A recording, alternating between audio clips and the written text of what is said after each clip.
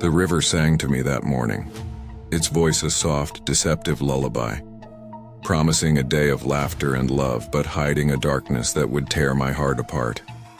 I was 16, a skinny kid with a head full of dreams and a heart full of guilt for all the times I'd taken my mom for granted. She raised me and my little sister Lily, alone in our cramped house in Central California. Her hands calloused from years of scrubbing floors and balancing budgets after Dad walked out. Mother's Day was just days away, and I wanted to give her something real. Not a store-bought card, but a memory we could all cherish. Picture it, the three of us smiling under the sun, free from the weight of the world. Money was scarce, so a fancy dinner was out of the question. Instead, I thought of the San Joaquin River, a local secret where the water sparkled like diamonds, where families carved out moments of joy. But as I planned, a shadow crept into my thoughts, like the river was whispering warnings I couldn't quite hear. I remembered Mom's laughter from years ago, when she'd chase me through the backyard, her apron flapping, her voice bright as she pretended to be a monster. Those days felt so far away now, buried under bills and exhaustion. I wanted to bring that light back, to see her smile without the lines of worry etched into her face. The night before our trip, I lay awake, staring at the cracks in my bedroom ceiling, imagining her lounging by the river, her sun hat tilted just so, Lily splashing nearby. This will be perfect, I told myself, but my dreams were haunted by dark water, hands reaching from the depths, pulling at me. I woke with a start, my heart racing, the air in my room heavy with a strange unease. I brushed it off, blaming it on too many late-night horror movies. The morning of Mother's Day, we piled into our old sedan, its engine coughing as we drove through fields of golden grass, the air thick with the scent of wildflowers and dust. Lily, barely 10, bounced in the back seat, singing a song she'd made up about mermaids and sunshine. Mom's eyes softened in the rearview mirror, her fingers tapping the steering wheel, a rare moment of peace settling over her. This is it, I thought. This is the day we'll remember forever. The river came into view, its surface a sheet of liquid gold under the blazing sun, but the banks were empty, the silence heavy, like the world was holding its breath. Where are the other families, I wondered, a knot forming in my stomach. It was Mother's Day weekend. There should have been kids running, parents laughing, the air alive with noise. Instead, the river stretched out before us, vast and still, its ripples catching the light in a way that felt almost too perfect, like a dream hiding a nightmare. Mom unfolded her chair by the riverbank, her sun hat casting a shadow over her face as she settled in with a sigh. She looked so tired, I thought, noticing the lines around her eyes, the weight she carried in her shoulders. Lily and I changed into our swimsuits, the fabric clinging to our skin in the humid air. The water was colder than I expected, biting at my toes as I waded in, but Lily dove right in, her laughter echoing across the empty river. Let this moment last, I whispered to myself, watching her splash and dive, her ponytail swinging like a pendulum. We played for hours, racing through the shallows, holding our breath until our lungs burned, the world narrowing to just us and the water. The river felt alive, its current tugging at my legs, gentle at first, like a playful friend. But as the sun climbed higher, the water grew restless, its ripples darkening as if clouds were gathering beneath the surface. I was exhausted, my muscles aching, so I swam back to shore, climbing the slick rocks to where Mom lounged, her chest rising and falling in the soft rhythm of sleep. She's at peace, I thought, wrapping a towel around myself, the rough fabric scraping against my chilled skin. The air smelled of wet earth and something sharper like iron or rust. I stood there catching my breath when a scream shattered the silence, raw and desperate, slicing through my heart like a blade. It was Lily. My eyes snapped to the river, and there she was, far downstream, her small arms flailing against the current, her voice cracking with terror. "Help me. Help." The water had turned wild, churning with froth and debris, dragging her farther away. "Do something now," my mind screamed, but my legs felt like stone, my body frozen in place. From the corner of my eye, I saw Mom leap from her chair, the sun hat tumbling to the ground as she sprinted toward the water. Her face was a mask of fear and resolve, her body moving with a speed I didn't know she had. She dove in, her strokes cutting through the waves, her voice calling out to Lily. "She's going to save her. She has to."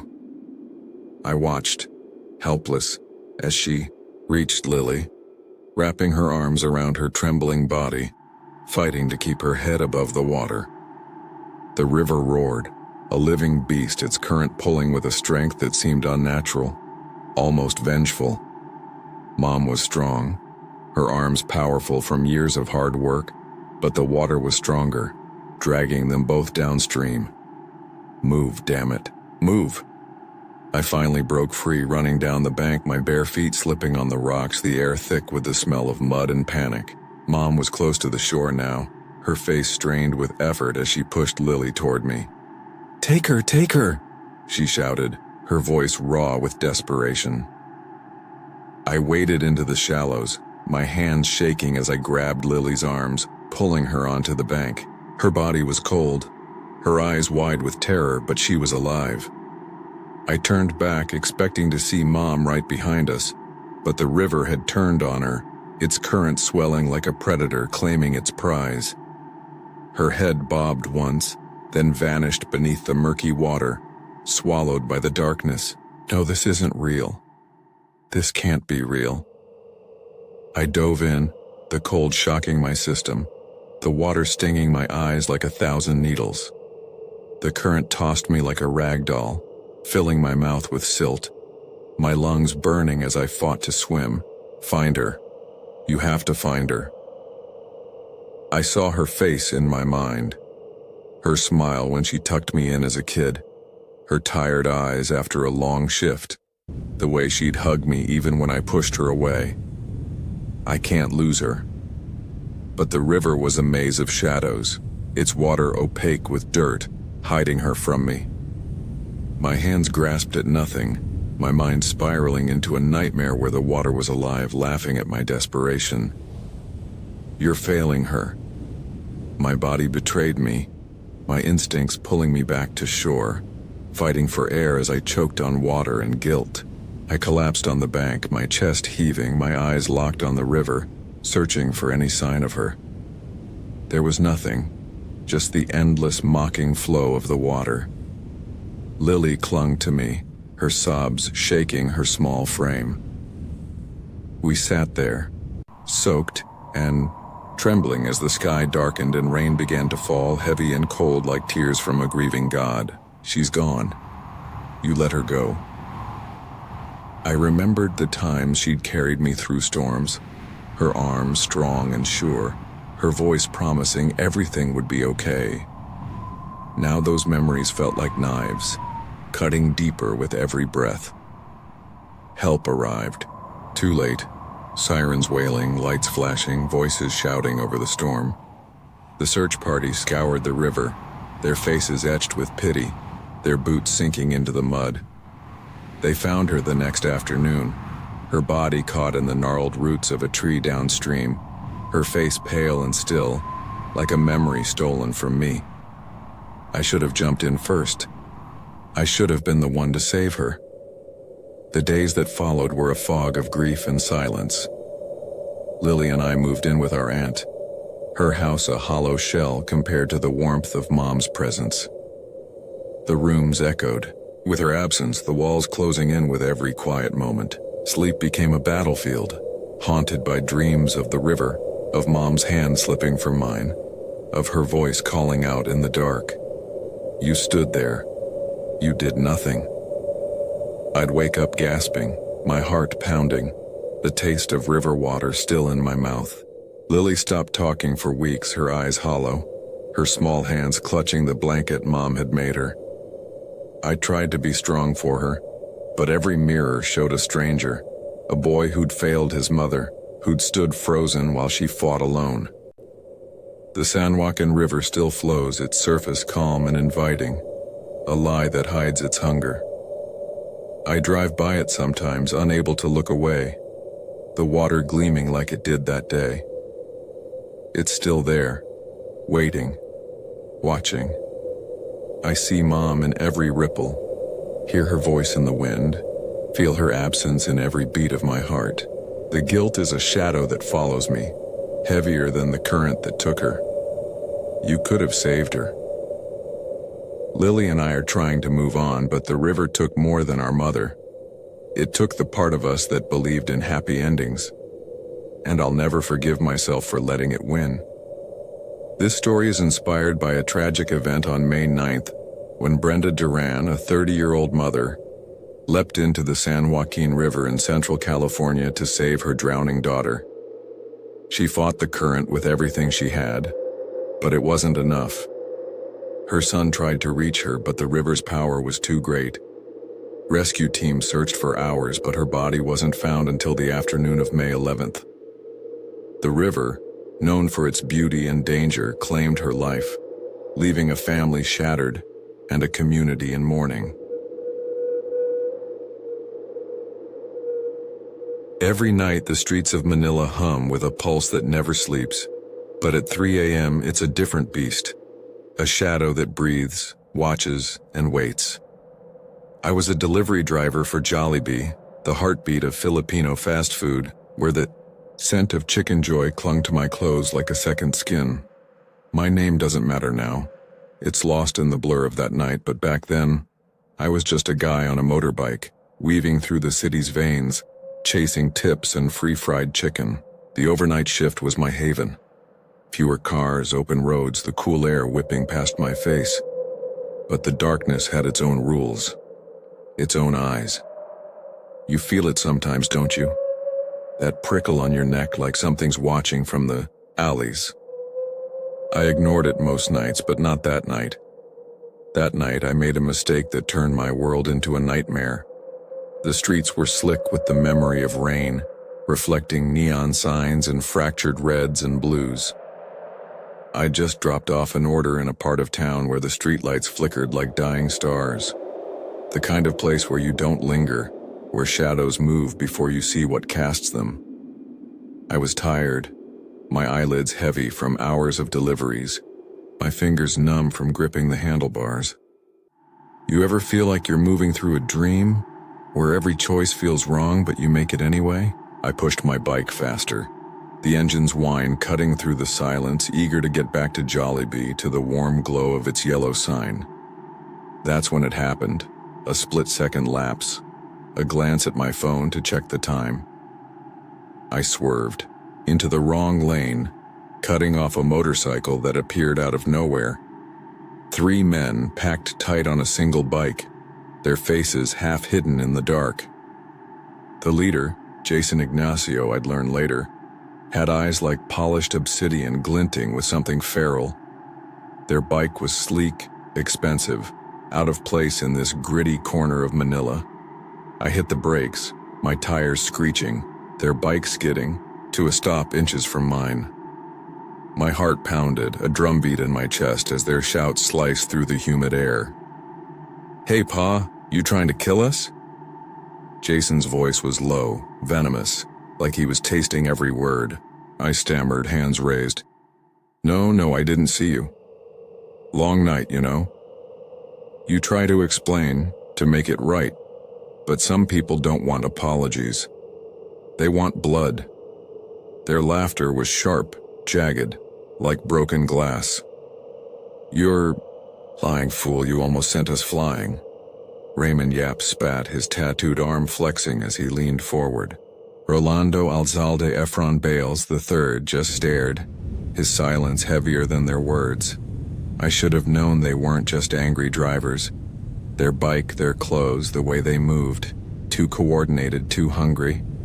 You ever see someone and know they're trouble but you can't look away? I apologized again, my voice shaking, but Jason's eyes narrowed. "Calm down, I'm gonna make you bite the curb."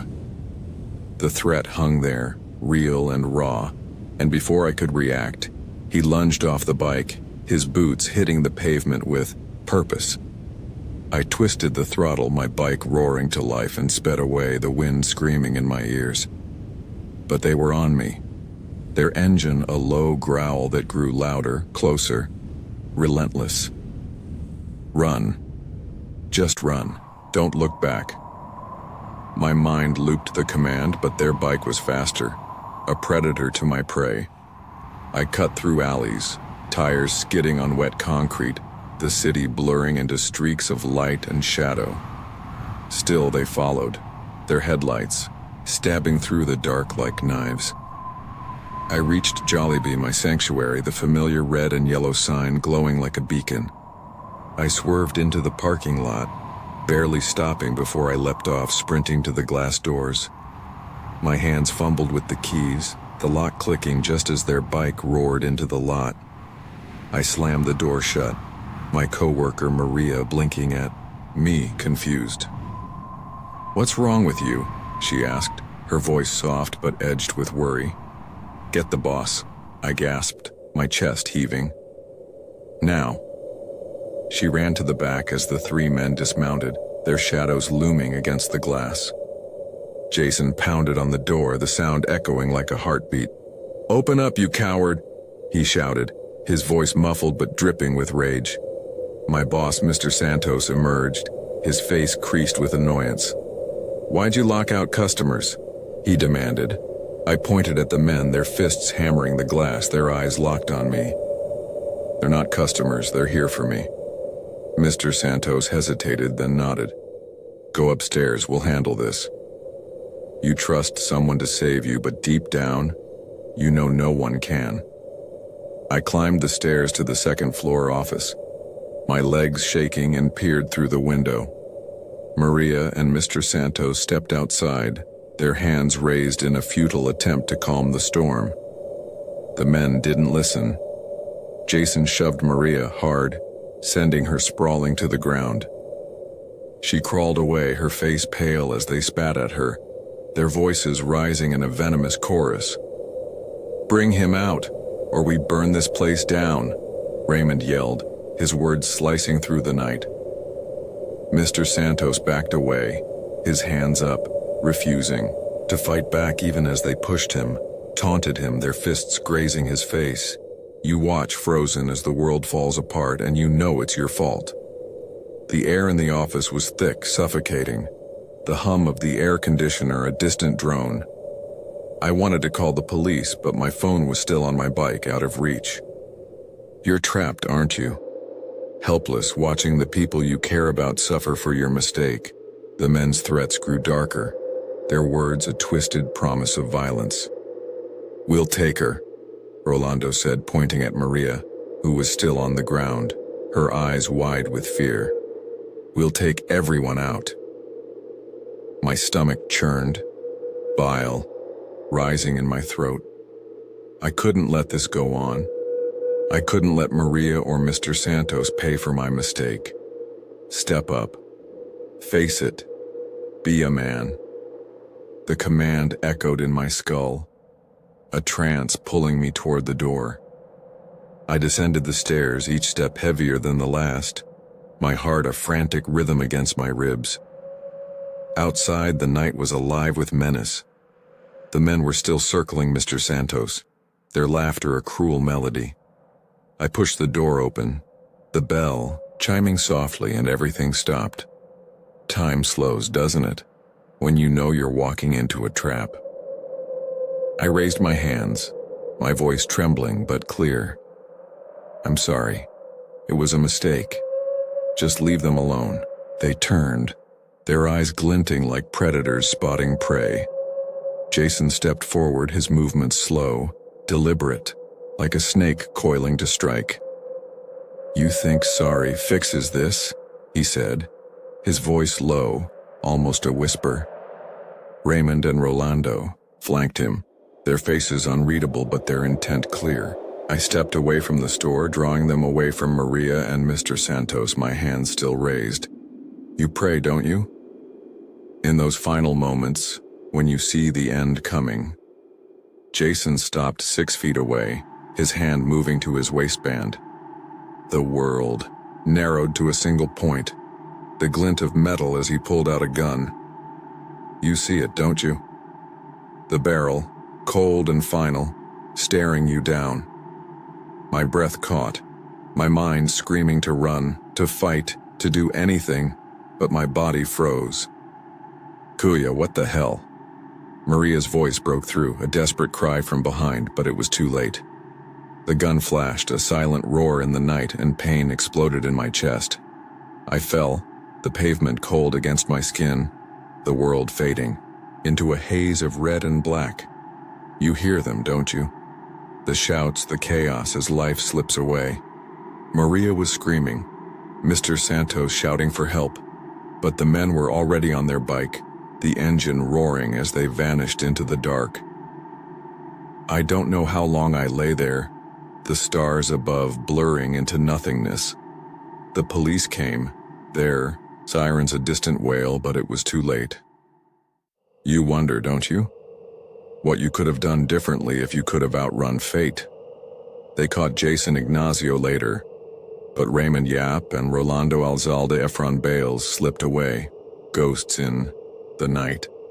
My name was Albert Budlat, 22, just a kid trying to make a living. That night, a single mistake cost me everything. You'll be careful next time, won't you? Because the dark is always watching. This story was inspired by a real tragedy in Manila, where Albert Budlat, a Jollibee delivery driver, was killed after a traffic altercation. 3 men, Jason Ignacio, Raymond Yap, and Rolando Alzalde Efron Bales, followed him to his workplace, where a confrontation ended in gunfire. Jason was arrested, but the others remain at large. A haunting reminder that danger can find you in the blink of an eye. Our home was once a sanctuary, filled with laughter and love, but now it's a prison where shadows whisper of betrayal and death. I'm Robert, a man in my 70s, my body worn down by time and illness, but my heart still tethered to the woman I've loved for over 4 decades, Hope. We met in our 30s, both carrying the weight of past marriages, our children blending into a chaotic, beautiful family. She was a beacon of warmth then, her smile lighting up our home, her hands gentle as she tucked our kids into bed. Picture her, a young mother, her laughter echoing through the house, her eyes bright with dreams. But as the years piled on, something changed. Hope grew distant, her warmth replaced by a coldness that chilled me to the bone, and in the quiet of our home I began to sense a darkness growing, like a storm waiting to break. I remember the early days when Hope and I would dance in the kitchen, the radio playing old love songs, our kids giggling as they watched. We adopted each other's children, built a life together, even welcomed a son of our own. Those memories feel like a dream now, hazy and distant, as if they belonged to someone else. My health started failing a decade ago. A car accident stole my strength. Cancer took a lung, and pneumonia became a constant shadow. I couldn't move like I used to. My days spent in a haze of pain and medication. Hope, once my rock, began to pull away. Look at her now, I'd think, watching her move through the house like a stranger, her eyes avoiding mine. On minor holidays, like Mother's Day, she'd vanish for hours, leaving me alone with my thoughts and the creak of our old house. At first, I thought it was just age, the natural drift of a long marriage. But then I learned about Donald Beret, a man she met at the library where she volunteered. She didn't hide it. She admitted the affair with a defiance that cut deeper than any knife. She wants me gone, I realized, the thought settling like ice in my chest. I couldn't bring myself to leave her, not after 43 years, not after everything we'd built. So I stayed, complacent, letting her do as she pleased. but her behavior grew stranger, more sinister. She'd watch me from across the room, her eyes sharp and unblinking like a predator sizing up its prey. What's happening to her? I'd wonder, my heart pounding as I sat in my armchair, the TV's glow casting flickering shadows on the walls. On Mother's Day, the air in our house felt heavy, the silence thick with something unspoken. Hope was different that day, giddy, almost manic, her laughter sharp and unnatural. She's planning something, I thought, my stomach twisting as I watched her move through the kitchen, her hands lingering on a glass of water. I tried to focus on the TV, the drone of a game show filling the room, but her presence was inescapable. She'd stand in the doorway staring at me, her lips curled into a smile that didn't reach her eyes. Get out of here, I wanted to say, but the words stuck in my throat. I'd taken to sleeping on the couch in the living room, the bedroom too intimate, too vulnerable. At night I'd catch her watching me from the hallway, her silhouette framed by the dim light, her eyes glinting like a cat's. She's not the woman I married. I stopped taking my sleeping pills, afraid to lose my senses, afraid of what she might do if I let my guard down. The house, once a place of warmth, felt like a trap, its walls closing in with every passing day.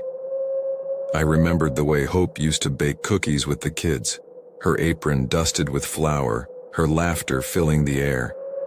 Now those memories were tainted, twisted by the reality of her cold gaze. What did I do to make her hate me? I'd ask myself, lying awake on the couch, the springs digging into my back. The answer was always the same. Nothing. Her hatred seemed to come from nowhere, a poison seeping into our life, turning love into something monstrous. On the night of Mother's Day, I settled onto the couch, the room bathed in the soft glow of a lamp. Hope moved through the house with that same unsettling energy, her footsteps light but deliberate. She's watching me again, I thought, my heart racing as I pretended to sleep, my eyes half closed. The air was thick with the scent of her perfume, a floral note that used to comfort me but now felt suffocating. She stood over me, her shadow falling across my face, her breath slow and steady. Stay calm.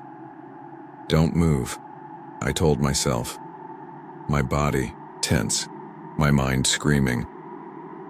She spoke then, her voice soft but laced with malice. Having trouble sleeping, dear?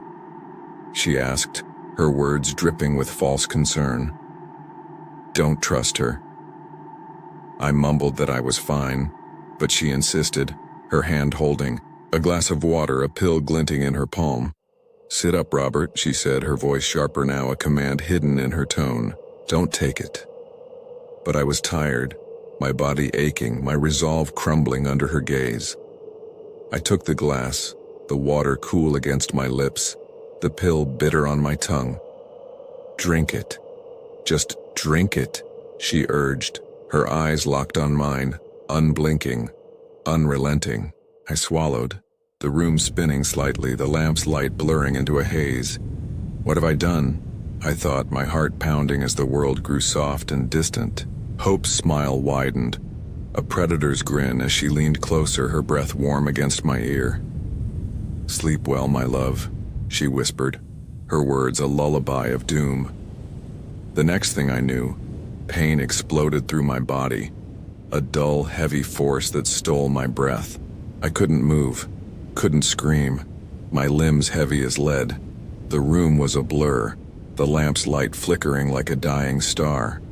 Hope was above me, her face a mask of rage and triumph, her hands wielding something heavy, something final. This isn't real, this can't be real. But the pain was real, the darkness closing in, the sound of my own heartbeat fading. I saw our life flash before me, the kitchen dances, the children's laughter, the promises we'd made. All of it was a lie, a dream shattered by the woman I'd loved. She's taken everything. I don't know how long it was before our daughter found me, her cries piercing the fog of my fading consciousness. The house was swarmed with police, their voices distant, their lights harsh against the darkness. I wanted to tell her I was sorry, to hold her one last time, but my body was no longer mine. Hope's strange behavior in the weeks that followed betrayed her cryptic words to friends, her chilling confessions. "I did it," she whispered to a neighbor, her voice cold and proud. "I just snapped," she told another, as if it were a simple thing, a moment of weakness. She planned it all along. The police found evidence in the basement, traces of her crime hidden in the shadows of our home. Hope was arrested, sentenced to 17 years, her name now a stain on the life we'd built.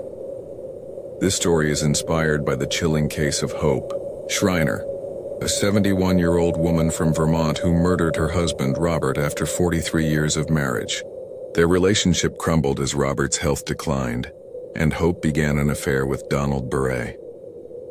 On June 2, 2004, she called 911, claiming she found Robert bleeding in their driveway. The medical examiner determined blunt force trauma as the cause of death, with evidence of a large dose of sleeping pills in his system. Hope's disturbing confessions to friends and family, "I did it, I wanted to get rid of him," led to her arrest and conviction, making her Vermont's oldest female inmate. The air in Manila at midnight feels alive, like it's holding its breath, waiting for you to slip. I was a night shift worker at Jollibee, a place where the scent of fried chicken and the hum of fluorescent lights were my world. My name doesn't matter anymore. It's buried under the weight of what I saw.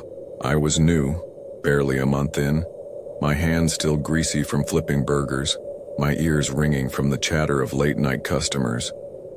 You know that feeling, don't you?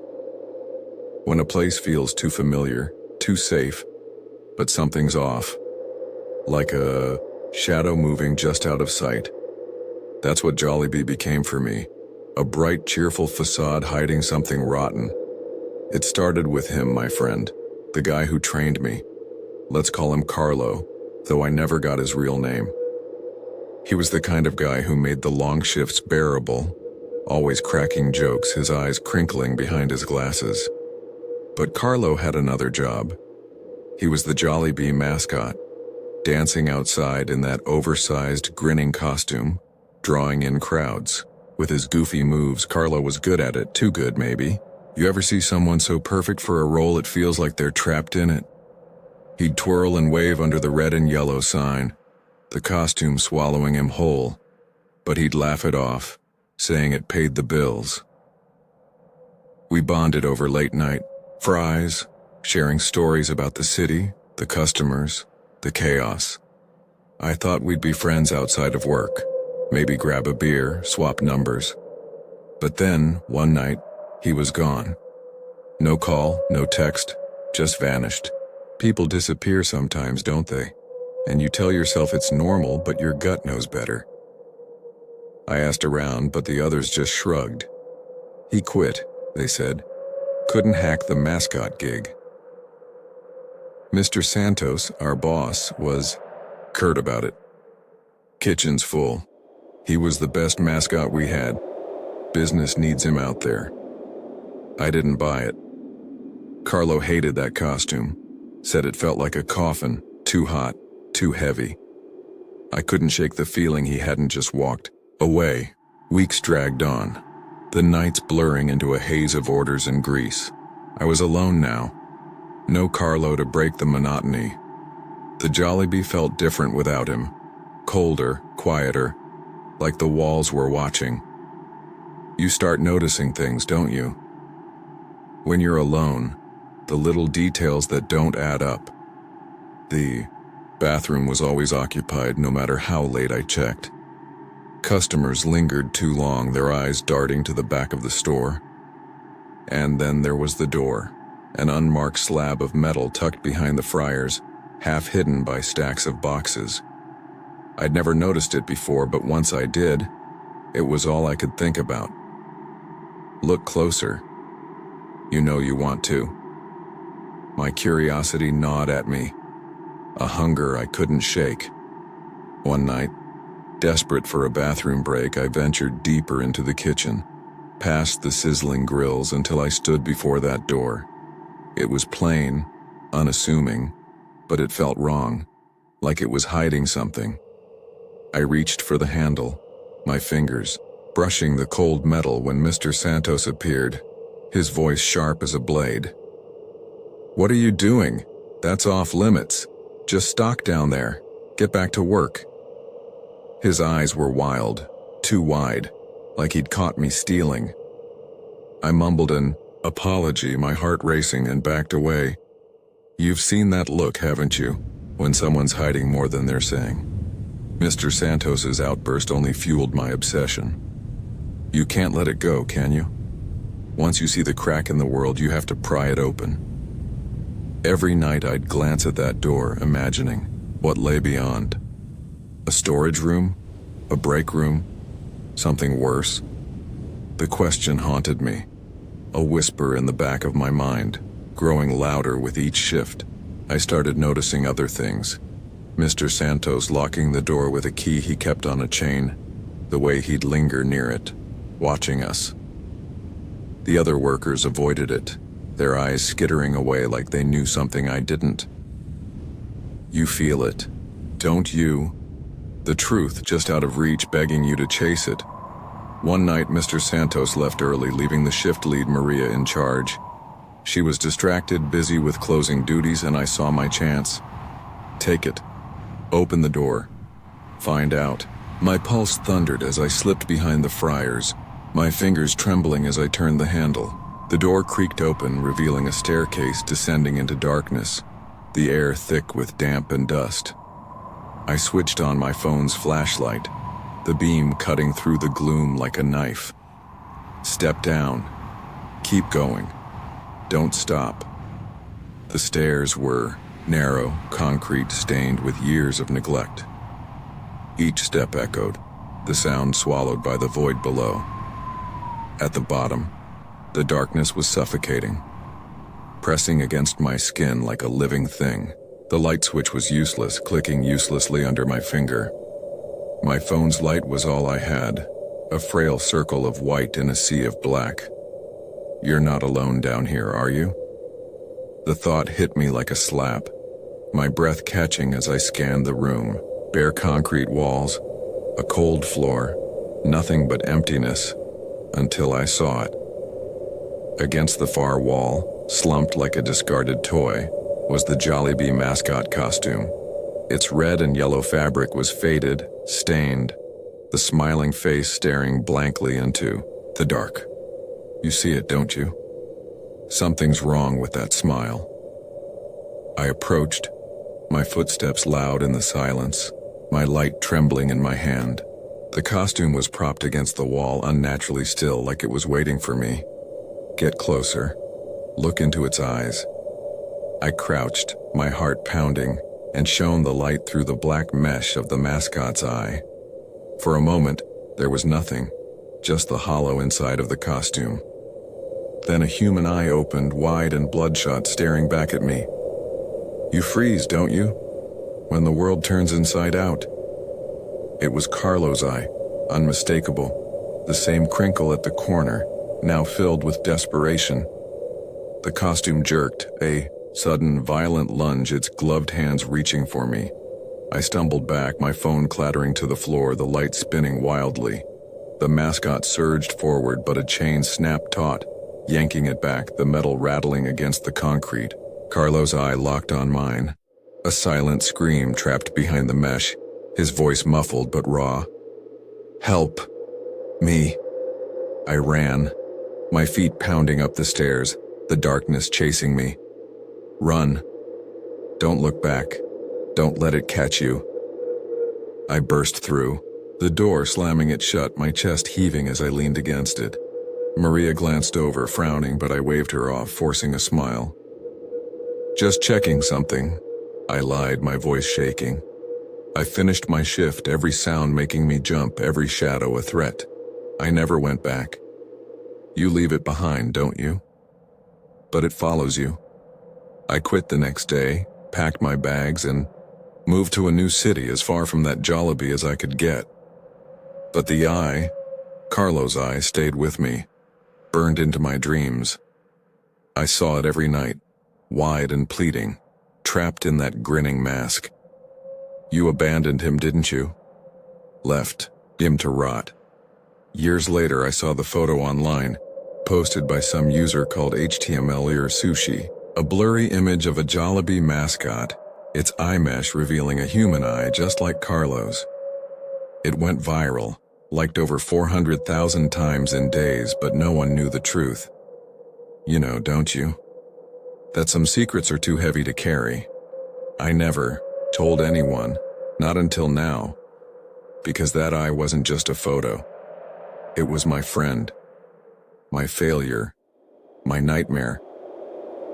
This story was inspired by a viral image from January 5th, 2025, a haunting glimpse of a man's eye inside a Jollibee mascot costume, a mystery that turned a symbol of joy into a nightmare. The Krusty Krab stood silent under the moonlight, its neon sign flickering like a heartbeat, but tonight, it felt more like a trap waiting to spring. I'm Mr. Krabs, the wealthiest crab in Bikini Bottom, my claws stuffed with cash, my life a glittering pile of gold. But wealth can't buy companionship, and as the years piled on, I felt the ache of loneliness grow sharper. Picture it, a crab surrounded by riches but alone, dreaming of someone to share it all. My success came from the Krusty Krab, where I've squeezed every penny from those addictive Krabby Patties served by my 2 employees, a lazy squid named Squidward and a naive sponge called SpongeBob. They're too dim or too tired to notice how I've built an empire on their backs. But tonight I wasn't counting coins. I was counting on a date with Mrs. Puff, a woman whose curves and charm had haunted my dreams for years. Something about her call felt different, like a hook baited with danger. I'd tried dating before, but every attempt ended in disaster. Ladies cleaning out my wallet at fancy restaurants, leaving me with nothing but regrets. I remembered one night, years ago, when a date at the Oyster Lounge cost me a month's profits, her laughter ringing as she ordered the priciest dish. Never again, I swore, clutching my empty pockets. When Mrs. Puff called, her voice warm and inviting, I saw a chance to rewrite those failures. But I wasn't foolish enough to let her drain me dry. I suggested a date at the Krusty Krab. My turf, my rules. She laughed, calling me cheap, and I backpedaled, promising a special after-hours dinner, just the 2 of us, with the restaurant transformed into a romantic haven. This will be perfect, I told myself, ignoring the unease creeping up my shell. Called SpongeBob and Squidward, dragging them into my plan. Squidward grumbled, his tentacles drooping, but I dangled overtime pay to shut him up. SpongeBob, ever eager, promised to make the Krusty Krab sparkle. I spent the day polishing my claws, my heart racing with anticipation. The Krusty Krab was my kingdom, its wooden walls and greasy counters a testament to my greed.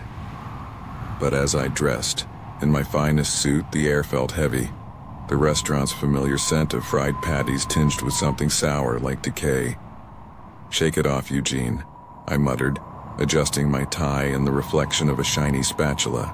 The mirror showed a crab past his prime, his eyes tired but hopeful, dreaming of a night that could change everything. When evening fell, SpongeBob had outdone himself. The Krusty Krab glowed with soft candlelight, the tables draped in red cloth, the air thick with the aroma of fresh patties. Squidward slouched at the register, his face sour as always, but I didn't care. This is my night. I sat at the finest table, my claws tapping nervously, the room quiet except for the hum of the fryer. Then she arrived. Mrs. Puff filled the doorway, her presence overwhelming, her body squeezing through the double doors I'd installed for just such a moment. She's magnificent, I thought, my heart pounding as she glided toward me, her eyes gleaming with something I couldn't place, hunger perhaps, or something darker. The chair I'd reinforced for her groaned under her weight, and I caught myself staring, my mind wandering to places it shouldn't. Focus, Eugene. Focus. SpongeBob appeared, his smile wide, his notepad ready. "Greetings, lady and gentlemen," he said, his voice chipper. "Are you ready to order?" I cleared my throat, trying to sound suave. "2 Krabby Patties, please," I said, my claws gesturing grandly. Mrs. Puff's eyes narrowed, her smile tightening.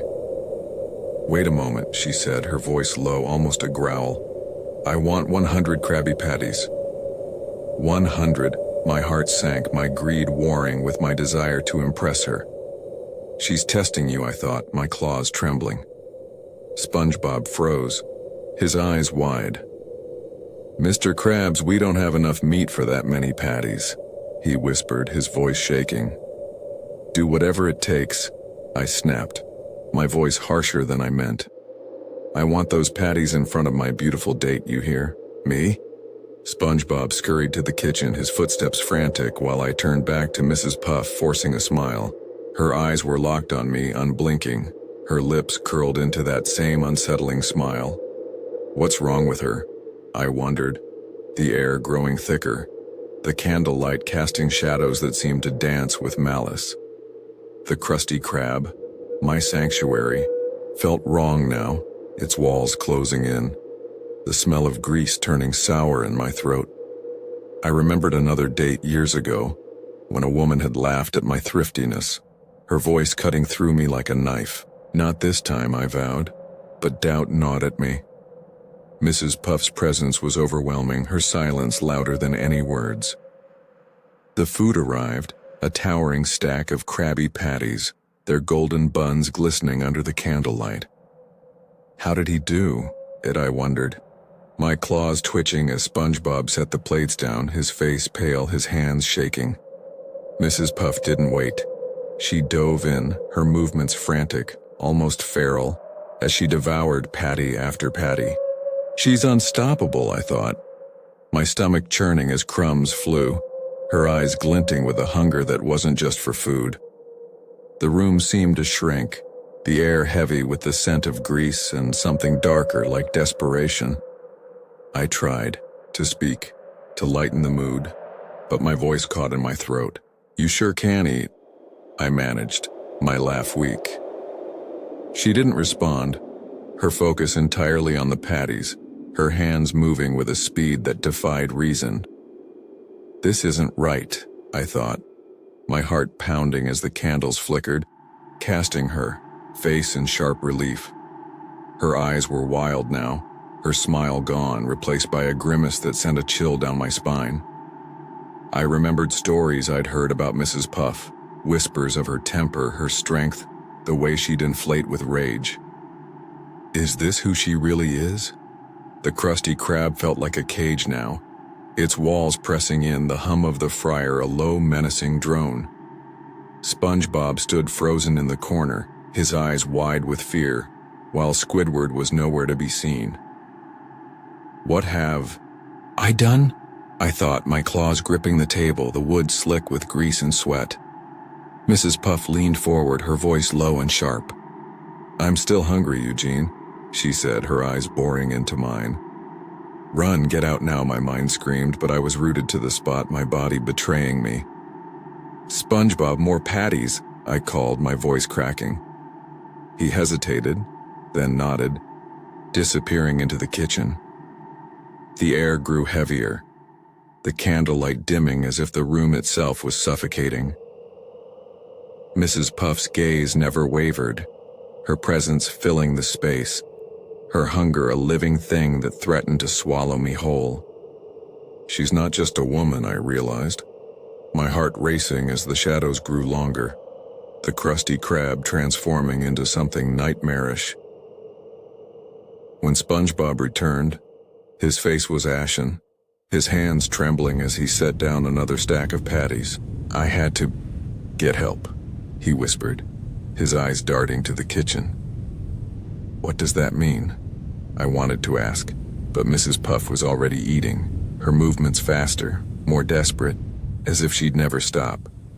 The room spun, the air thick with the smell of grease and fear, the candlelight flickering like a dying star. I saw my life flash before me, years spent counting coins, hoarding wealth, chasing a dream of companionship that now felt like a trap. "You invited her here," I thought, my claws shaking as I watched her devour the patties, her eyes glinting with something inhuman. Finally, she stopped, her chest heaving, her eyes locked on mine. "I'm satisfied, mine for now," she said, her voice a low rumble that echoed in my shell. She stood, her chair groaning as she moved, and glided out of the crusty crab, leaving a trail of crumbs and dread. She's gone, I thought, my body sagging, with relief. But the air still felt wrong, the restaurant tainted by her presence. I turned to SpongeBob, my voice shaking. "How did you make all those patties?" I asked, dreading the answer. He looked away, his eyes haunted. "Squidward helped at the grinder," he mumbled, his voice barely a whisper. What did they do? I thought, my stomach twisting as I imagined the worst. The crusty crab's familiar walls now hiding a secret I never wanted to know. I was 19, a part-time student scraping by at Jollibee in Quezon City, the heart of every Filipino neighborhood, where the scent of chicken joy clung to my clothes like a second skin. The night shift was my world. Long hours behind the counter, the hum of the drive-through headset, the flicker of fluorescent lights casting jagged shadows on the tiled floor. You know that feeling, don't you? When a place feels like home but the edges fray, revealing something darker. I was a cashier, sometimes a cleaner, sometimes a drive-through grunt when we were short-staffed. The late-night crowd was a blur of drunks, insomniacs, and workers like me, all chasing a taste of comfort in the neon glow. But one night, a man walked in, and the world I thought I knew unraveled into a nightmare. He was tall, his frame looming in the doorway, dressed in a cheap suit that hung off him like a second-hand skin. The fabric was wrinkled, the tie crooked, scavenged from some flea market stall. His face was blank, his eyes hollow, like a character from a show I'd seen. Cold, calculated, wrong. You see someone like that, and your gut screams to run, but you don't, do you? I shook it off, assuming he was just another tired soul craving fried chicken. I smiled, fingers poised over the register, but he leaned in, his voice low and deliberate. "I'm a food inspector, Ministry of Food Safety. I need a sample of your chicken joy for quality control." He slid a stack of papers across the counter, official looking, stamped with seals I didn't recognize. My stomach twisted, but who was I to argue? A 19-year-old kid juggling school and rent didn't question a man with paperwork. I handed him a piece of chicken, crispy and golden, and watched as he tore into it, his teeth sinking in with a ferocity that made my skin crawl. He nodded, muttered, "Meet standards," and left without another word. You think it's over, don't you? But some things don't let go. That wasn't the last I saw of him. 2 days later he was back, then again, and again, every other night like a ghost haunting the counter. Keep serving. Don't ask questions. Each time he'd flash those papers, demand his sample, and devour it like a starved animal, his eyes never leaving the counter, his fingers slick with grease. My coworker Maria noticed it too, whispering warnings when she saw his shadow in the doorway. "That guy's trouble," she'd say, her voice tight, her eyes darting to the kitchen. Months passed and his appetite grew ravenous. One piece became two, then three, then whole buckets stripped to the bone in minutes. His suit grew shabbier, his face gaunter, but those eyes, dark, unblinking, burned brighter with each visit. You feel it, don't you? The way obsession creeps in, turning a man into something else. I started dreading the chime of the door, the way the air grew heavy when he entered, like the room was holding its breath. I wasn't always this jumpy. You remember your first job, don't you? The thrill of earning your own money, the weight of responsibility. I'd taken the Jollibee gig to pay for school, dreaming of a degree, a way out of the cramped apartment I shared with my mom. The night shift suited me. Fewer people, more time to study between orders. But there were nights when the city felt alive, watching. One shift, weeks before the man appeared, Maria had told me about a customer who'd lingered too long, staring at the kitchen like he was starving for something more than food. People get weird at night, she'd said, her voice low. Watch your back. I'd laughed it off, but her words stuck, a seed of unease planted deep. You ignore the warnings, don't you? Until it's too late. The Jollibee, with its bright red and yellow sign, was supposed to be safe, a beacon in the chaos of Manila. But the longer I worked there, the more I noticed the cracks, the flickering lights, the hum of the fryer that sounded like a whisper, the way the back door to the kitchen always seemed to lock itself. The man's visits became my personal nightmare.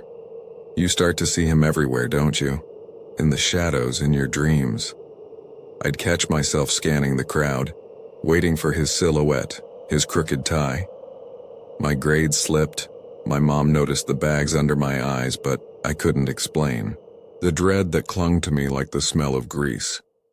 Maria and the others started calling him the Inspector, a nickname that hid their fear. One night I overheard a customer, an old man with a cane, muttering about a guy in a suit who'd been seen at other fast food joints, always asking for free food, always leaving with that same blank stare. You hear stories, don't you, and you wonder if they're true. I brushed it off, but the seed grew, twisting into something I couldn't ignore. Then came the night we ran out of chicken. The fryer was empty, the last batch of chicken joy gone to a late-night rush. We were telling customers to order burgers or spaghetti. Our apologies met with grumbles. Then he walked in, his suit hanging looser, his eyes wilder like a predator scenting blood. Stay calm. Tell him the truth.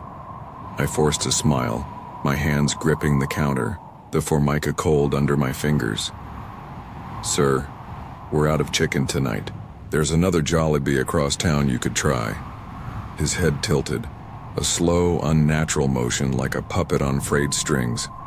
He didn't speak, didn't blink, just stared, past me, through me, to the kitchen where a single tray of leftover wings sat under the heat lamp. You see it, don't you? The moment when normal breaks.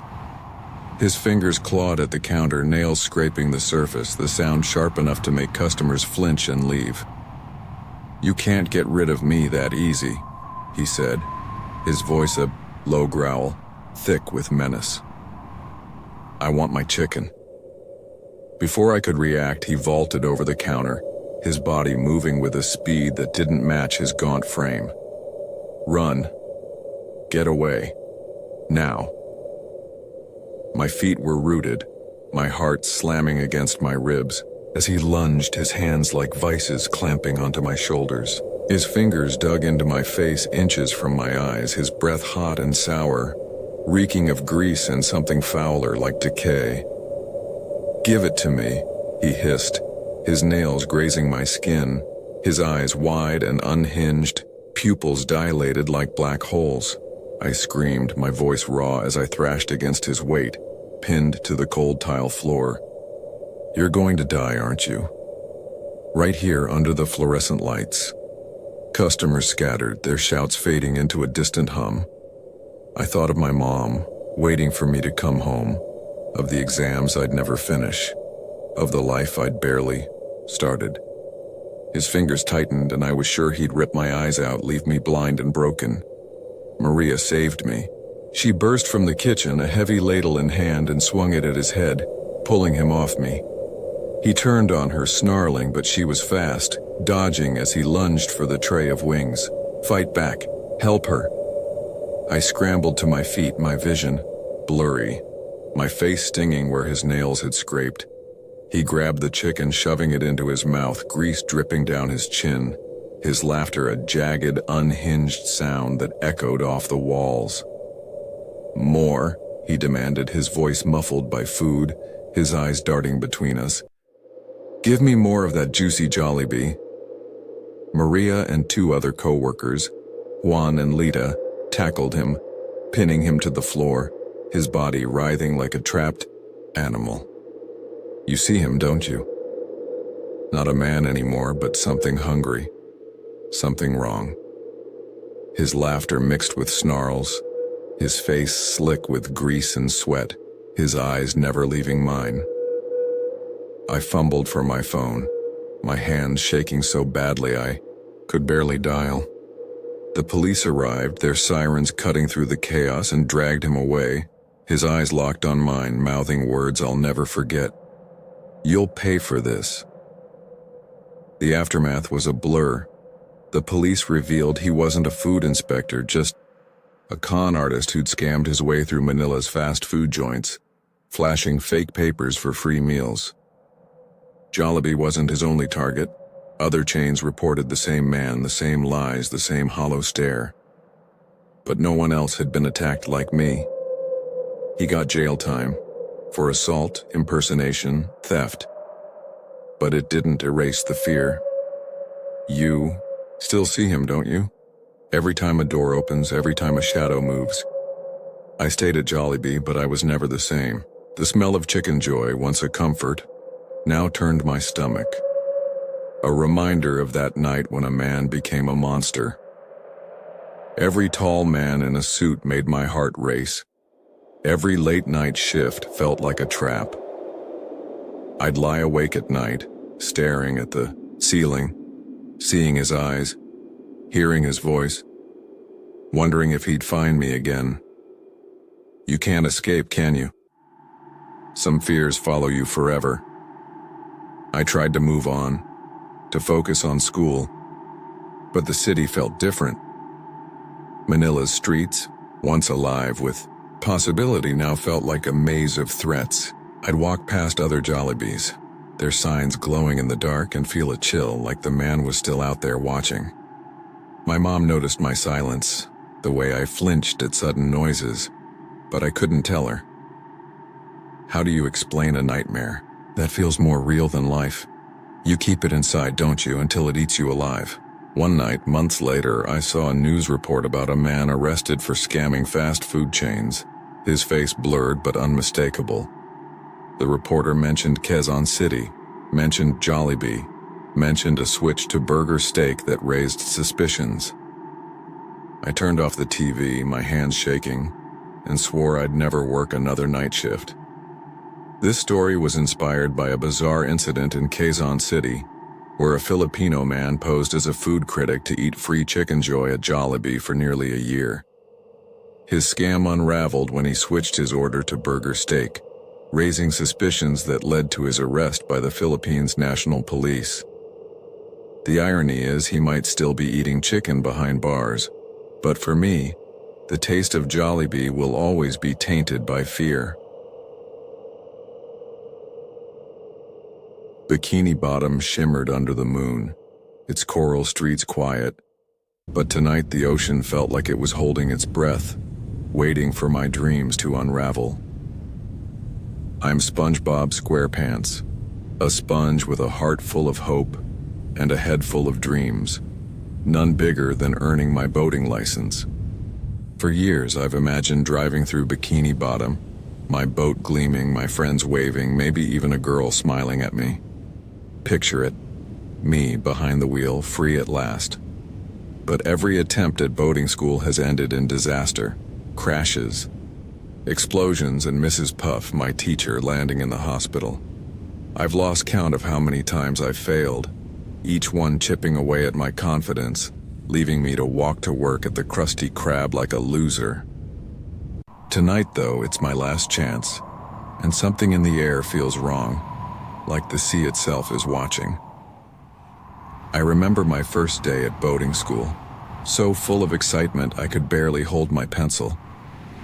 Mrs. Puff was kind then, her smile warm, her voice encouraging as she taught us the rules of the road. But I kept crashing over and over, sending her boat spinning, her body inflating with shock. I'm a sponge. I bounce back. But Mrs. Puff, she doesn't. Why do I keep hurting her? I'd ask myself, lying awake in my pineapple house, Gary's soft snores filling the silence. This time I noticed a change in her. In class, her eyes darted nervously, her hands trembled, her voice cracked like she was on the edge of something dark. She's scared of me, I realized, my heart sinking. I couldn't blame her, but I couldn't give up either. This was my last shot, and failure meant losing my dream forever. I had two plans to tip the scales. First, I called Mrs. Puff, asking if there was anything I could do to improve my chances. Be brave, ask her, I told myself, my voice shaking as I held the phone. To my surprise, she didn't brush me off. She suggested a special test at night, saying it was easier with less traffic. Night? I thought, a chill running through me. It sounded strange, but I had no choice. My second plan was riskier. Patrick, my best friend, agreed to help me cheat again using a radio and binoculars like we did once before. This will work, I assured myself, ignoring the knot in my stomach. We practiced for hours, Patrick's voice crackling through the radio, guiding me through turns and stops. But as the day of the test approached, my nerves grew sharper, the ocean's whispers louder in my dreams. The day was torture. I worked my shift at the Krusty Krab flipping patties, but my mind was elsewhere. Mr. Krabs barked orders. Squidward rolled his eyes, but all I could think about was the test. Don't mess this up, I told myself, my spatula trembling as grease sizzled. After work, I canceled jellyfishing with Patrick to rehearse our plan, his goofy grin calming me for a moment. We stood on a hill overlooking the boating school, the moon casting long shadows across Bikini Bottom. You got this, buddy, Patrick said, clapping my shoulder. I nodded, but the air felt heavy, the coral streets below too quiet, like they were waiting for something to go wrong. Stay focused, I thought, clutching the radio, its plastic cool against my pores. When midnight came, I met Mrs. Puff at the boating school, its neon sign flickering, the classroom empty and dark. She looks different, I thought, my heart racing, as I saw her standing by the test boat. Her eyes were wild, her smile strained, her body trembling like she was holding back a storm. Is she okay? I wondered, my optimism fading. I tried the radio, whispering to Patrick, but there was no answer, just static, sharp and cold. Where is he? I tried again, my voice shaking, but the silence was deafening. Mrs. Puff climbed into the boat, her presence overwhelming, her gaze pinning me to the seat. You're on your own, I realized, my stomach twisting as I started the engine, the boat's hum echoing in the empty night. We began the test, the course lit by dim streetlights, the ocean above us a vast inky void. Stay calm. Drive carefully, I told myself, my hands gripping the wheel, my eyes scanning for every marker. Mrs. Puff watched me like a hawk, her silence louder than any critique. I made every turn perfectly, signaled every stop, my heart pounding with hope. I'm doing it, I thought, the finish line in sight. But then she spoke, her voice low and sharp. Stop, SpongeBob, she said, her eyes glinting. What's happening? I froze, my foot hovering over the pedal. This is a special test, she continued, her smile twisting into something unnatural. Let's take a little cruise around Bikini Bottom. This isn't right, I thought, my pores prickling as she leaned closer, her breath warm against my face. Before I could protest, she grabbed the wheel, the boat lurching forward, the speedometer climbing. Slow down! I wanted to scream, but my voice was gone. My body pressed into the seat as we tore through the streets. Bikini Bottom blurred past. Coral houses, neon signs, empty roads, all twisted into a nightmare. Mrs. Puff's eyes were wild, now her laughter sharp, her hands forcing me to weave through traffic past cars on the wrong side, take corners so fast the boat skidded. She's not herself, I realized, my heart pounding as we sped through rock bottom, its jagged cliffs looming like teeth in the dark. The ocean roared above us, the boat's engine screaming, the air thick with the smell of salt and fear. This isn't a test, I thought, my mind spiraling as Mrs. Puff pushed me to go faster, her voice a manic chant. Faster, SpongeBob, faster, she urged, her eyes glowing in the dashboard's light. I saw flashes of my life, jellyfishing with Patrick, flipping patties with Squidward, curling up with Gary. I just want to go home, I thought, my hands shaking on the wheel. We drove for hours, the streets looping endlessly, Bikini Bottom transforming into a labyrinth of shadows and dread. She's going to kill me, I realized, my optimism shattered, my body trembling as I fought to keep control. Finally, we stopped, the boat screeching to a halt outside the boating school. I did it, I thought, my chest heaving, my eyes wide with shock. Great job, SpongeBob, Mrs. Puff said, her voice soft now, almost kind. You passed. I passed? I started to smile, relief flooding me, but her next words froze my blood. Your license is in the trunk, she said, her smile twisting again. Get out. Run. My mind screamed, but I was too stunned, my body moving, on autopilot as I followed her to the back of the boat. The trunk loomed, its dark interior a void that seemed to pulse with malice. Don't do it, I thought, but her hand was on my shoulder, her grip firm, her eyes locking onto mine. This isn't Mrs. Puff, I realized, my heart racing as she leaned closer, her voice a low growl. You should have been more careful, she said, her hand tightening. I pulled away, stumbling back, my pores tingling with fear. Run, now. I turned and fled, the boating school's lights fading behind me, the ocean's weight pressing down. I didn't look back, didn't stop until I reached my pineapple, Gary's soft gaze grounding me. What was that? I thought, my body shaking, the memory of her eyes burned into my mind. I haven't been back to boating school since. My dream of a license replaced by nightmares of that night, of Mrs. Puff's face twisting into something monstrous. Bikini Bottom isn't safe anymore, I realized. The ocean's whispers louder now, a warning I'll never ignore again. Some days start so perfect you forget the world can break in an instant. It was Mother's Day a few years back, and our little bungalow in Alabama was alive with laughter, the kind that wraps around you like a warm blanket. I'd grown up in that house, raised by my mom, Gloria, a woman who could cook a feast, scrub a floor spotless, and still clock in at her part-time job without missing a beat. You know a woman like that, don't you? The kind who holds the world together, but you don't see the weight until it's too late. When I got married and had kids, I moved out, but I couldn't leave Gloria to fend for herself. My wife, hesitant at first, warmed to the idea when she saw how the kids adored their grandma. So, we brought her to live with us, her presence filling the house with stories and the smell of her cooking. That Mother's Day, I wanted to honor both the women in my life, my wife and Gloria, with a celebration that would make them smile.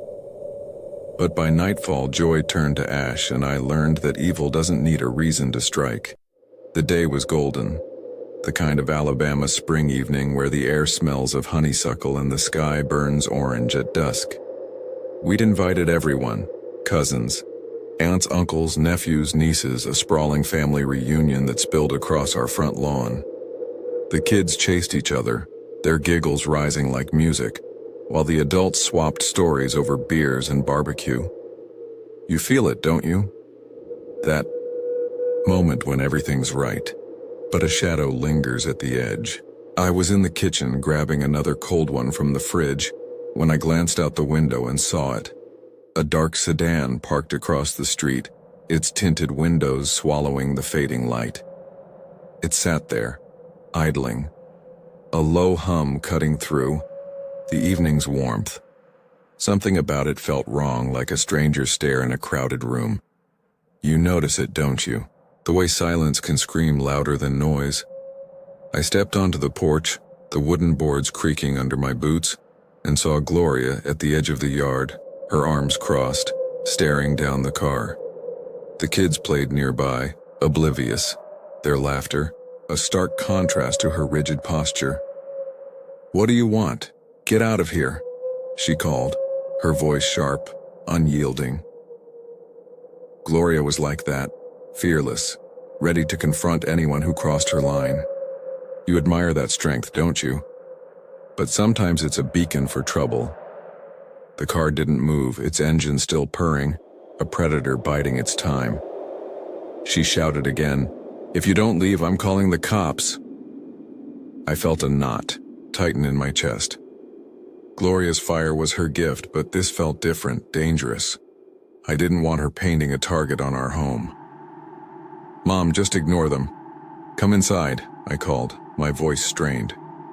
She didn't budge. Her eyes locked. On the car, her jaw set. I tried to make sense of it. Maybe it was a neighbor, some busybody annoyed by the noise. Or kids pulling a prank, looking for a laugh. You tell yourself it's nothing, don't you? But your gut knows better. I squinted, trying to see inside the car, but the tinted windows were impenetrable and the dusk made it harder. I called to Gloria again, "Mom, please, we're all waiting."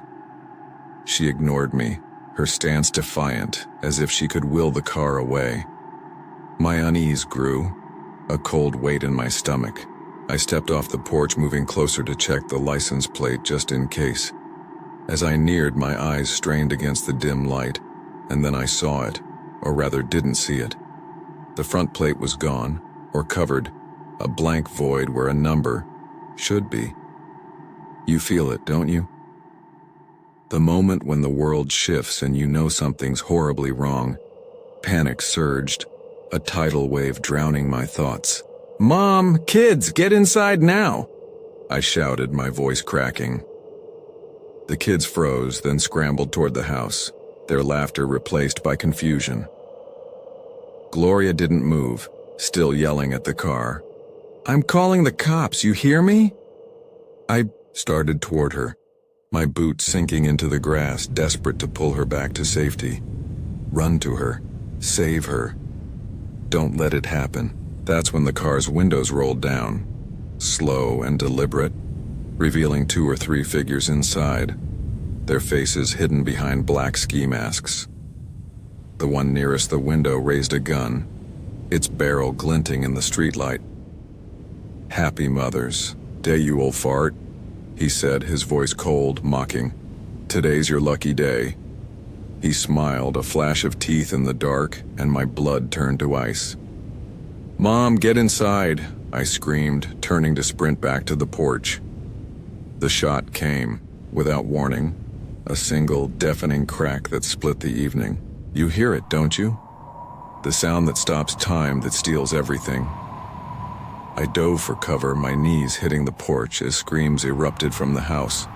My wife, my cousins, a chorus of despair. The car's engine roared, tires screeching, as it sped away, swallowed by the night. I forced myself up, my heart pounding, and turned to the lawn. There was Gloria, lying motionless, her body eerily still on the grass. You see her, don't you? The woman who was your world, gone in a heartbeat. I ran to her, my voice breaking. "Mom, Mom, Mom."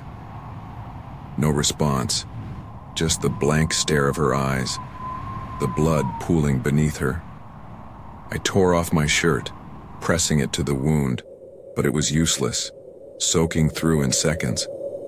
My relatives spilled out, some calling 911, others sobbing.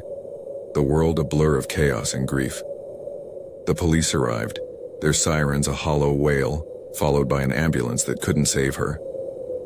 Gloria was gone before they reached the hospital. You try to hold on, don't you? But some losses carve you hollow. We gave our statements, but there was nothing to offer. No license plate, no clear faces, just masked men in a black sedan. The police called it a senseless crime, a random act by sickos, but the words felt empty, a bandage on a wound too deep to heal. They searched, offered a $1,000 reward, but the men were ghosts, slipping through the cracks of justice. You wonder, don't you? If they're still out there, watching, waiting. The months that followed were a fog. I couldn't sleep, couldn't eat, my body moving through life like a machine. The house felt hollow, its laughter replaced by silence.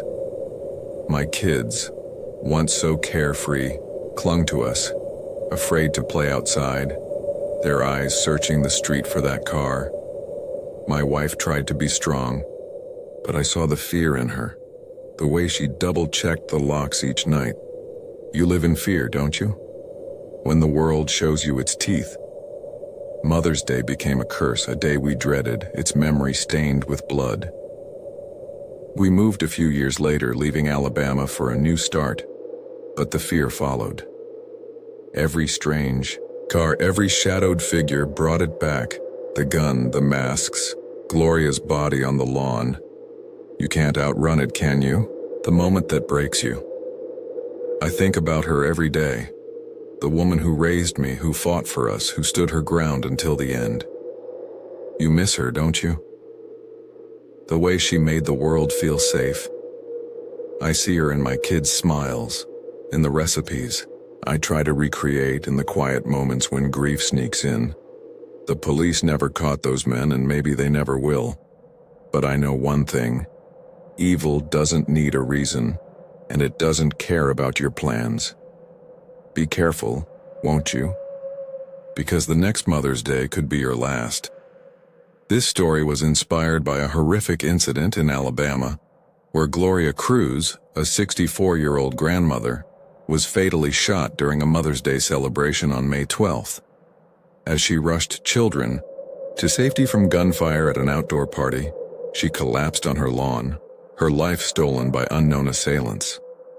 No arrests have been made, but her daughter's GoFundMe stands as a testament to a family's loss, and a $1,000 reward remains for answers that may never come. Mrs. Puff's house glowed under the coral moonlight, its warmth pulling me in like a dream. But something in its shadows whispered of secrets too dark to touch. I'm Clyde, a fish in my 30s, older than most students at Bikini Bottom's boating school, but determined to earn my license. For months I'd sat in Mrs. Puff's classroom, her voice guiding me through the rules of the road, her smile making the long lessons bearable. Picture her, a pufferfish with kind eyes, a teacher who made you believe you could do anything. She was a legend in Bikini Bottom, having taught generations of drivers, her name spoken with respect. I didn't just want to pass her test. I wanted to impress her, to earn a place in her world. But tonight, as I stepped into her home, the ocean felt heavier, like it was warning me to turn back. I'd always been a drifter, moving from job to job, never quite finding my place. Boating school was my chance to change that, to prove I could master something. Mrs. Puff saw potential in me, her encouragement a lifeline I clung to. I remembered our lessons, the way her hands steadied the wheel when I panicked, her laughter soft when I misjudged a turn. "She believes in you," I'd tell myself, my heart swelling with pride. On the day of my final test, I was last in line, my nerves raw, my fins trembling. Mrs. Puff sat beside me, her presence calming, her eyes focused. I drove perfectly, every turn precise, every stop smooth. When she told me I'd passed, I could have floated to the surface. I did it. But instead of leaving, she smiled, her eyes lingering. "You're special, Clyde," she said, her voice warm. "Why don't you drive me home?" Her invitation felt like a gift, I thought, my chest tight with excitement as I'd driven her through the quiet streets of Bikini Bottom, the ocean shimmering above us. She talked about her love for teaching, her words weaving a spell, making me feel like I was more than just another student. When we reached her cottage, its coral walls glowing softly, she invited me inside. "Just relax," I told myself, stepping over the threshold, the air warm and sweet with the scent of seaweed and lavender. The living room was cozy, with seashell, lamps, and photos of her students smiling, their licenses in hand. She told me to make myself comfortable on the couch, her smile softening my edges. "I need a bath after today," she said, her voice light. "You'll be fine here, won't you?" I nodded, my heart racing as she disappeared down the hall, the sound of running water filling the silence. This is her world, I thought, my eyes wandering over the room, the glow of the lamps casting soft shadows. I was alone in Mrs. Puff's house, a place I'd dreamed of for months, imagining its warmth, its secrets. "Don't touch anything," I told myself, but curiosity gnawed at me, sharp and insistent. I stood, my fins brushing the couch, and began to explore. The room felt alive, its walls holding stories I couldn't resist. I remembered a lesson when Mrs. Puff had shared a story about her first student, her eyes distant, her voice tinged with something I couldn't place. Regret, maybe, or pain. What makes her who she is, I wondered, my fins moving on their own. Drawn to a glass by the sink in the kitchen, its rim marked with a faint lipstick stain. "Don't do it," I thought, but my fins closed around the glass, the cool surface sending a shiver through me. I held it to the light, the stain a perfect curve, a trace of her. "This is wrong," I told myself, setting it down, but the urge to know more was overwhelming, like a current pulling me deeper. I moved to the hallway, the air cooler, the scent of lavender stronger. Her bedroom door was ajar, the room dim, the bed neatly made. "Just look, don't touch." I stepped inside, my heart pounding, my eyes scanning the space. A dresser stood against the wall, its drawers calling to me. "What are you doing?" I thought, but my fins were already opening the top drawer, revealing neatly folded clothes, their fabric soft and fragrant.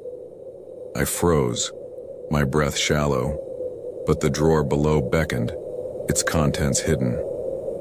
"Stop now," I told myself, but I couldn't. The next drawer held papers, letters, photos, newspaper clippings. "What's this?" I pulled out a file, my fins trembling as I read the name on it. Not Mrs. Puff, but someone else, a stranger from another life. This can't be right. The papers told a story of crime, robberies, assaults, names of victims crossed out in red ink. My stomach twisted as I dug deeper, finding photos of faces I didn't know, their eyes wide with fear, and clippings with headlines screaming of a fugitive pufferfish. She's not who she says she is, I realized, my heart racing as the room seemed to shrink, the air thick with dread.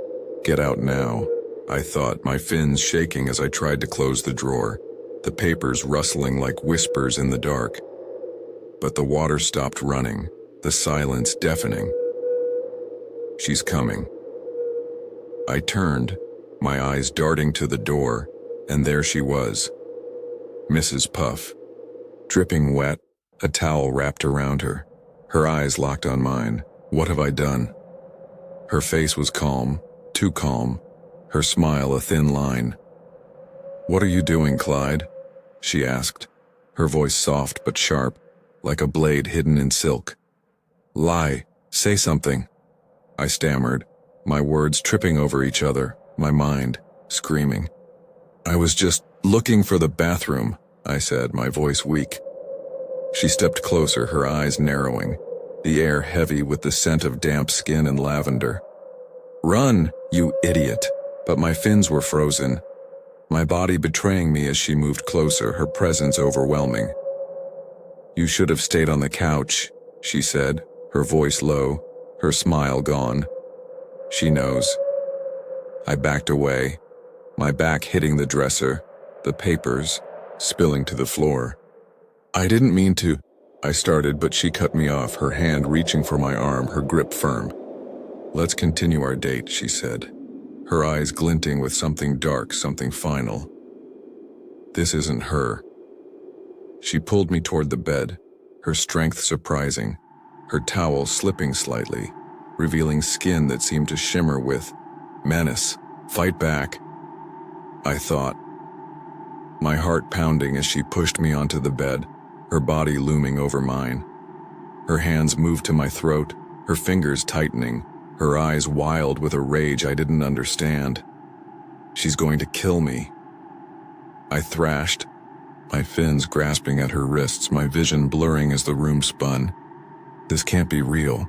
I saw flashes of her classroom, her smile, her voice, all a lie masking this monster. "You trusted her." With a surge of panic, I twisted free, rolling off the bed, my body hitting the floor. "Run, now." I scrambled to my feet, her hand grazing my fin as I bolted for the door, the hallway stretching endlessly before me. I burst into the living room, my chest heaving, the ocean's weight pressing down. "Get out." I threw open the front door, the coral moonlight blinding, and swam into the night, my fins burning, my mind a blur of fear. I didn't stop until I reached my apartment, the door slamming behind me, my body trembling. "She's not Mrs. Puff," I thought. The image of those papers burned into my mind, her hands on my throat, a nightmare I couldn't shake. I haven't returned to Bikini Bottom since. My license a forgotten dream. My life haunted by the truth of who she was. Her house still stands, glowing under the moon, hiding a darkness I'll never forget.